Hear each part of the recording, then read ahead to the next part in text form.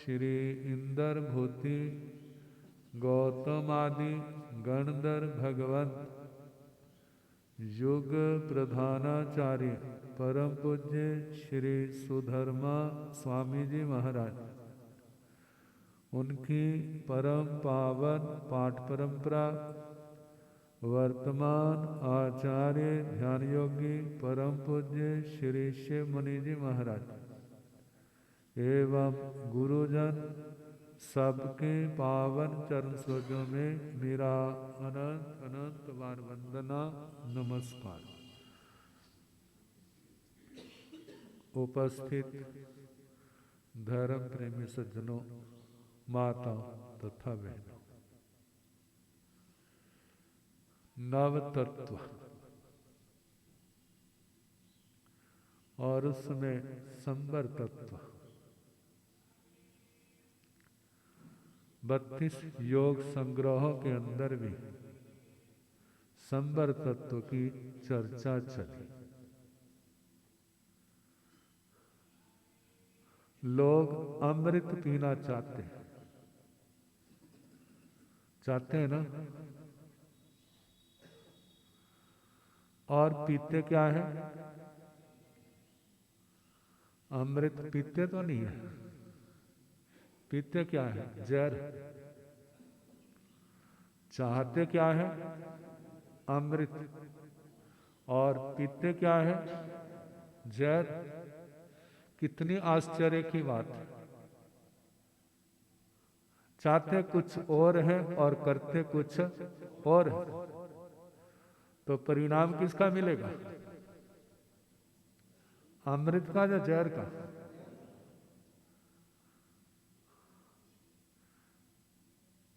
वो परिणाम कैसा होगा? जहर का परिणाम क्या होगा? शरीर गल जाएगा, अंग सड़ जाएंगे, बिना मौत के मुंह में, बिना इच्छा के मौत के मुंह में जाना पड़ेगा। समझदारी किसमें है? समझदारी किसमें है? अमृत जहां चाहते हो तो वहां पियो भी क्या? अमृत। तो अमृत पतासे की तरह मीठा थोड़ा होगा। पतासे की तरह मीठा हो तो फिर तो खा लेंगे सारे, लेकिन अमृत कैसा है? वो तो कड़वा है। जब पुराने जमाने में ना मलेरिया हो जाता, कुनीन देते थे, तो कुनीन का स्वाद क्या होता था? कड़वा। अब मलेरिया से छुटकारा पाना है तो वो तो खानी पड़ेगी, चाहे अक्खा बंद करके खाओ, चाहे खोल के खाओ। मुंह तो खोलना पड़ेगा, अंदर करनी पड़ेगी। और बीच में स्वाद लेने वाली बैठी हुई है। अच्छा मिले तो बहुत अच्छा, और अच्छा ना हो तो छोड़ दो इसको। कहते इस जीवा का कहना मानते हैं, इसलिए दुनिया के लोग ज्यादा बीमार हैं। दुनिया के लोग बीमार क्यों हैं? क्योंकि इस जीवा के अनुसार चलते हैं। यदि आत्मा के अनुसार चले, इस जीवा की ओर ध्यान ना दो, तो कोई बीमार ना हो, बीमार नहीं होगा। कहते हमारे भारत का कोई हकीम विदेश में चला गया, जहां पर मेरी हिकमत अच्छी चलेगी, लेकिन सुबह से शाम तक देखता रहता कोई मरीज नहीं आता। तो किसी ने पूछा, भाई तुम उदास क्यों रहते हो? कहते मेरा धंधा नहीं चलता। तेरा धंधा क्या है? हकीमी का। कहते जहां चलेगा भी नहीं। कहते क्यों? मैं तो बड़ी आशा लेके आया हूं। कहते कहां से आया? भारत से। कहते भारत में ही चलेगा, जहां क्यों नहीं चलेगा? कहते जहां के लोग कहीं देख लो भूख से ज्यादा नहीं खाते, भूख से कम खाते, भूख से ज्यादा नहीं खाते, कम खाते हैं। और भोजन के साथ कुछ कड़वाहट लेते हैं। भोजन के साथ जैसे चिरायता होता है, जैसे करेला होता है, पहले तो खाया थोड़ा है तो कट्ठा कहाँ से होगा? जब कट्ठा नहीं होगा तो सड़ेगा कहाँ? मानो जो कट्ठा हो गया है तो करेले की चिरायती की कड़वाहट ने उसको खराब नहीं होने देगा। और हमारे भारत में रिवाज क्या है? भोजन के साथ क्या खाना? पहले तो डट के खाना, फिर उसके बाद कोई कसर रह गई है ना, वो किससे पूरी करनी है? वो मिठे से पूरी करनी है। आप जानते हैं जब मिठा ज्यादा खाते हैं उनको डकार आता है ना अंदर से, वो कैसा होता भला? कड़वा। मिठा किस रूप में बदलता है? कड़वे रूप में। और यदि खट्टा खाने वाले जो है उनका पेट खराब नहीं होता। जिसको गले में एलर्जी है गला खराब होगा, लेकिन उसका लाभ क्या है? लोगों में अचार खाने की आदत है ना, तो अचार किस वास्ते खाते हैं वाला? स्वाद के लिए खाते हैं, पेट के लिए खाते हैं? वो तो स्वाद के लिए खाते हैं। लेकिन जो खटाई वाला अचार है वह इसलिए खाया जाता था ताकि पेट हमारा क्या रहे? दुरुस्त रहे।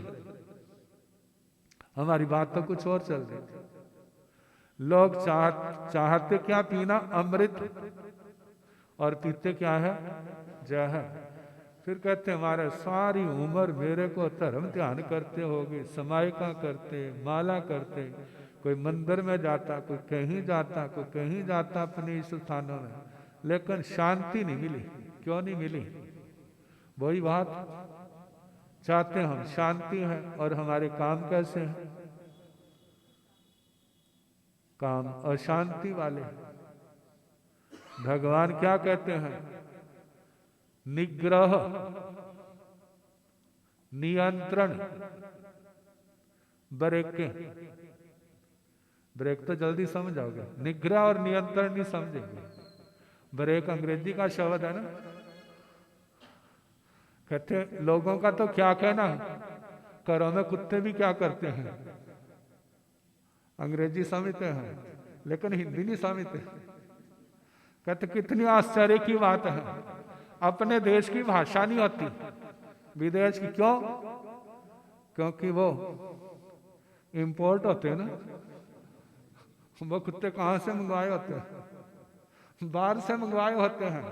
और अपने बच्चे बाहर से सामान आता बड़े खुश होते हैं, और अपना बच्चा अपने देश में काम करता है, तेरा बेटा क्या करता है, तो खुशी नहीं होती। लेकिन जब ये पता चलता है ना मेरा बेटा तो विदेश में सर्विस करता है, चाहे वहां पर रिक्शा चलाता हो, तो जानते हैं विदेश में जाकर के वो काम भी करते हैं जहां पर झाड़ू देना, बर्तन साफ करना, वहां तो हमारी शान के खिलाफ है। और वहां पर जाकर ये सारे काम करने पड़ते हैं, अपने काम करने पड़ते हैं, दूसरे भी काम करने पड़ते हैं। किसके लिए? पैसा कमाने के। लेकिन एक ये साथ में लग गया ना, मेरा बेटा विदेश में क्या काम करता है, ये तो उसी को पता होगा। बाकी उसने ये थोड़ा बताना है कि मैं वहां जाके झाड़ू लगाता हूं, वहां पर मैं क्या करता हूं, ये तो नहीं बताएगा। लेकिन अच्छी सी क्वालिटी की कंपनी में क्या कर रहा हूं? सर्विस कर रहा हूं। ये तो केवल संतोष कर ली।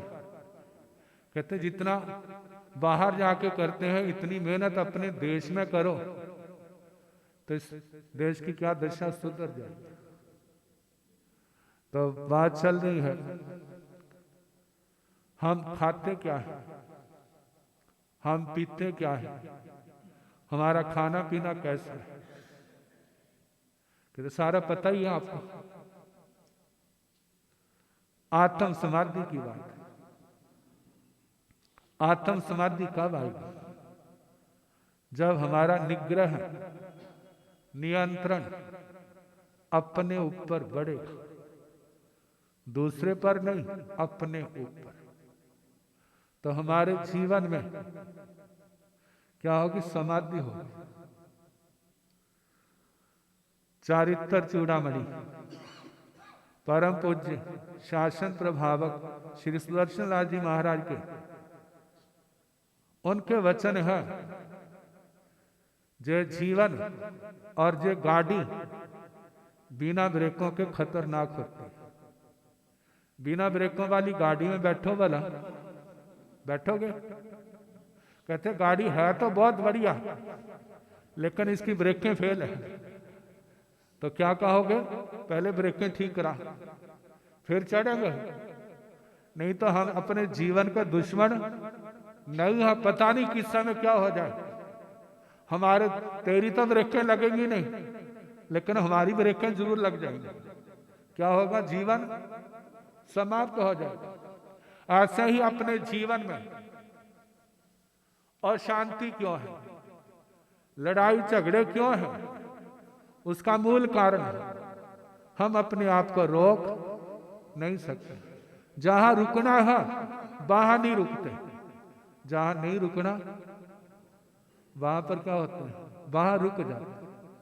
हमारा जो 9 तत्वों में संबर तत्व का प्रकरण है, जो क्या सिखाता है? नियंत्रण, निग्रह, कंट्रोल, ब्रेक, सही सलामत। जिसको हमारे कहा है संयम। क्या कहा है? संयम धर्म के स्वरूप में। दूसरा नंबर किसका है? यदि पहला अहिंसा है तो दूसरा क्या है? संयम। और तीसरा नंबर किसका है? तप। कहते हैं अहिंसा की रक्षा के लिए संयम का उपदेश। संयम को आगे बढ़ाना है तो तपस्या की जरूरत है। तीनों जीवन में आएंगे, हमारी आत्मा निर्मल हो, हम अपने लक्ष्य पर पहुंचने में कामयाब हो जाए, सफल हो जाए।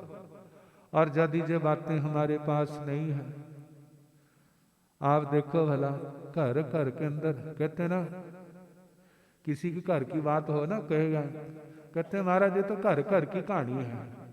कहते घर घर की कहानी कह के अपने घर की बात छिपा रहा है ना, ताकि हमारे घर से इसका ध्यान हट जाए।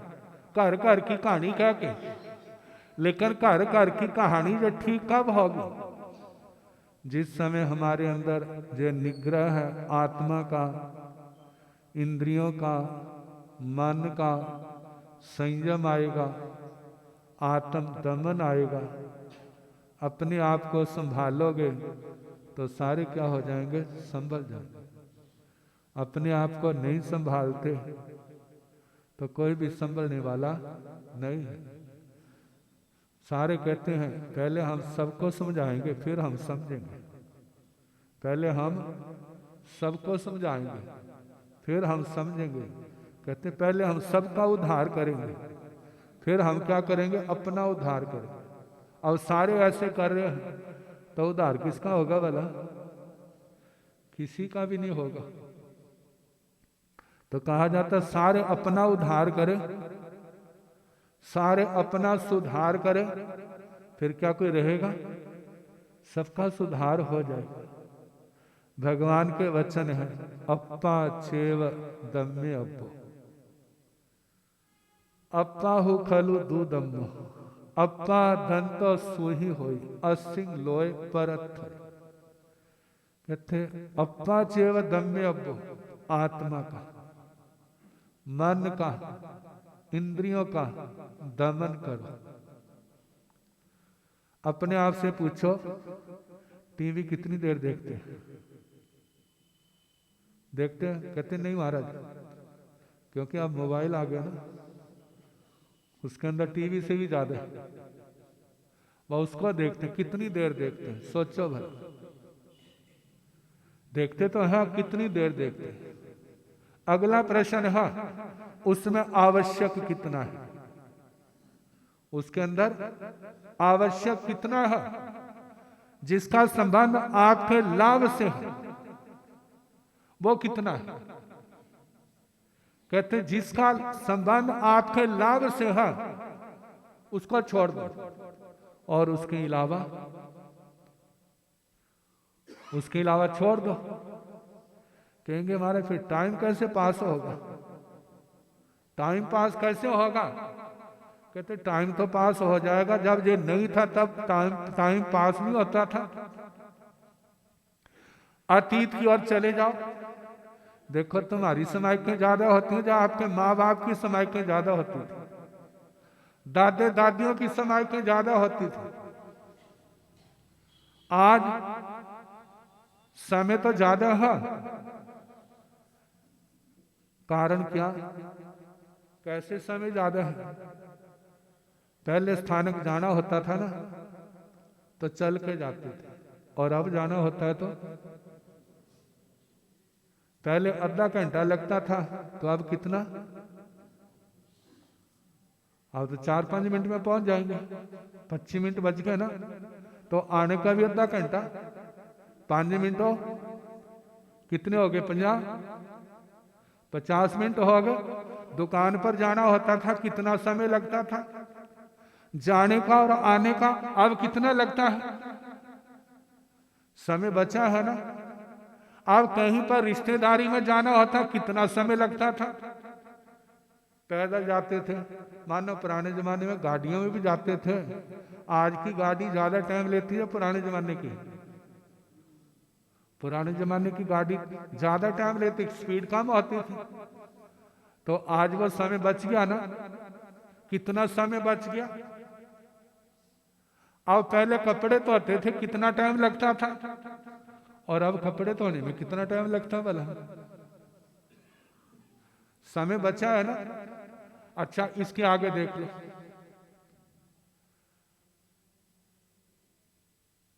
रोटियां बनानी होती थी पहले, कितनी देर तो चूल्हे में फूका मारते मारते क्या होता था, अग्नि जलती थी। और अब बस एक बार तीली की साई और उधर से गैस छोड़ी, आग चल पड़ी। अब फूके मारने की जरूरत तो नहीं पड़ती।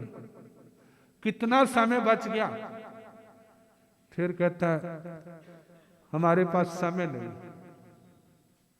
वो कहाँ गया समय इतना बचा था?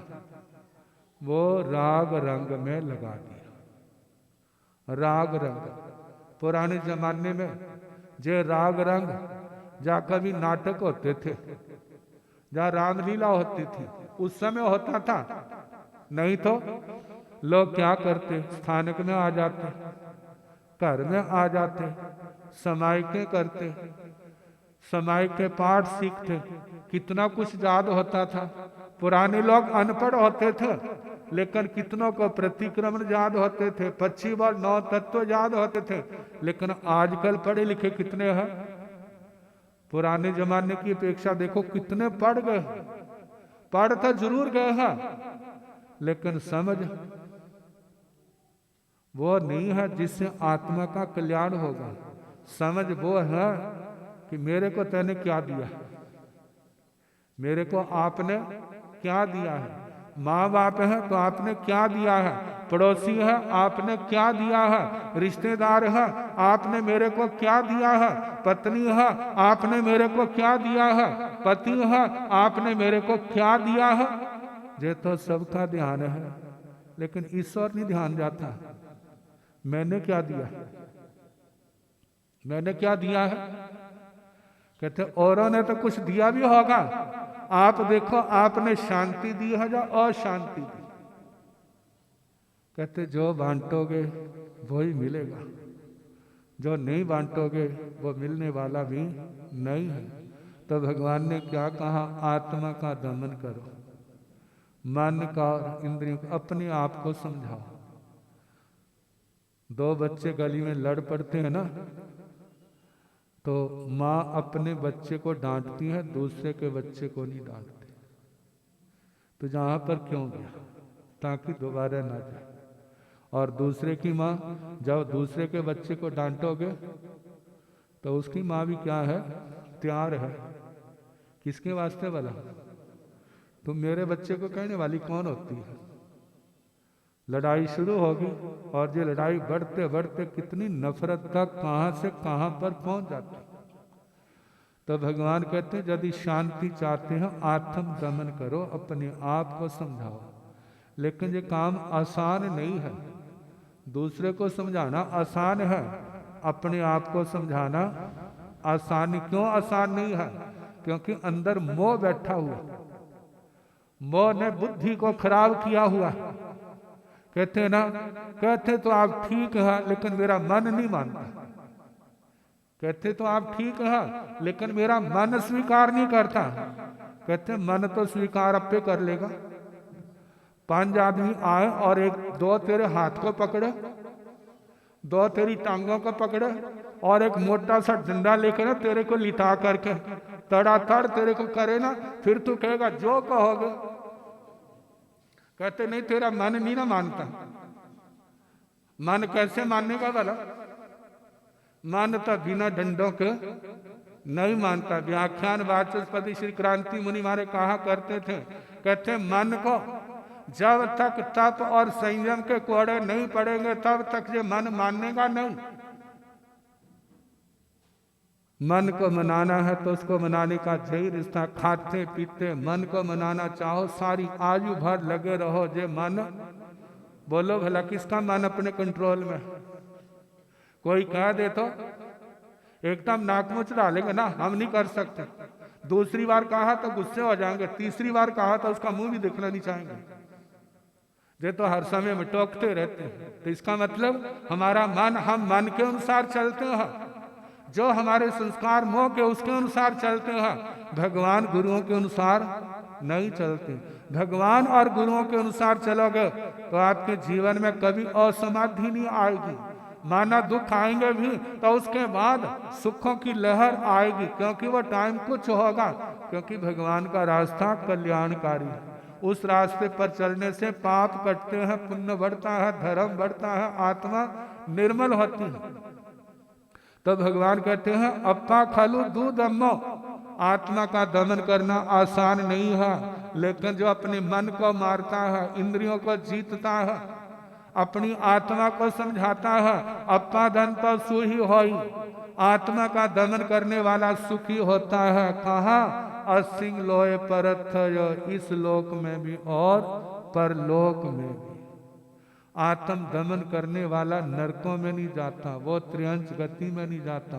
जहां भी जाएगा वहां का वातावरण सुखद होगा, शांति वाला होगा। लेकिन उसके लिए मेहनत किसको करनी होगी? अब साधु सती के पास आते हैं ना, क्या कहते हैं? हमारी कृपा करना, यही बोलते हैं ना। क्या करो? मारे कृपा करो। कहते भाई हम तो कृपा करते हैं, तुम ही नहीं करते, तुम लेते नहीं। कहते क्यों नहीं लेंगे? आप मेहर बरसाओ। कहते आपकी मेहर में और हमारी मेहर में बड़ा अंतर है।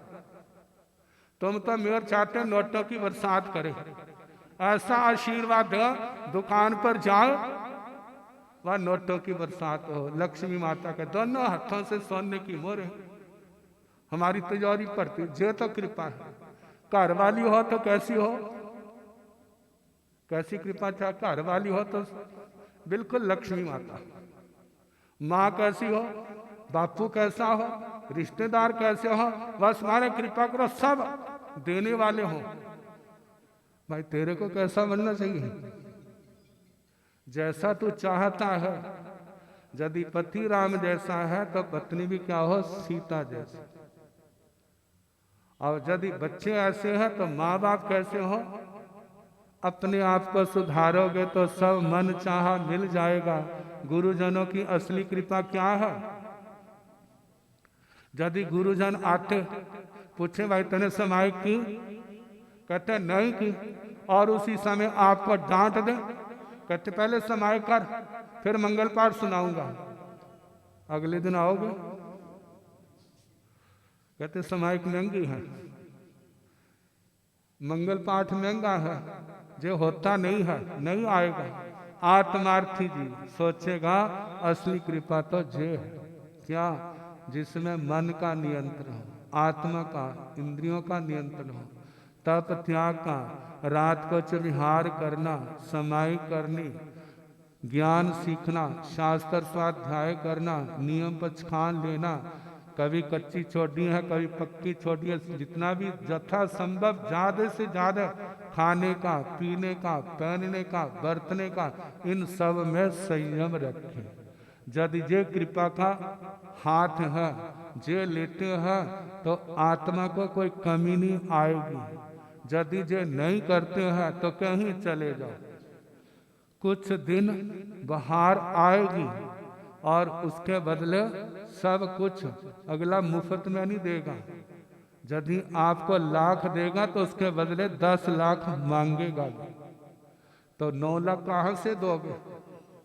लेकिन भगवान का रास्ता जो है जे पुण्य कमाने का, पाप को काटने का है। आपने सुखों का त्याग किया है तो इसका क्या होगा? आपके पाप बंध में रुकेंगे, पुण्य में वृद्धि होगी, पाप आत्मा निर्मल होगी।